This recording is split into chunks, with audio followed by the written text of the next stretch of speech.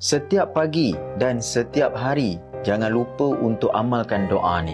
Ambil tangan, kemudian kita baca doa ni, kita tiup kat tangan kita, kita sapu daripada hujung rambut sampai hujung kaki.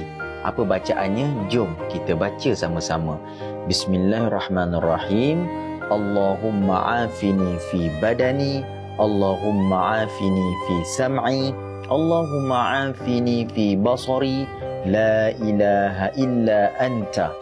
Yang bermaksud, ya Allah Tuhanku, berilah kebaikan dan kesihatan pada badanku, pendengaranku dan penglihatanku. Tidak ada Tuhan kecuali Engkau, ya Allah.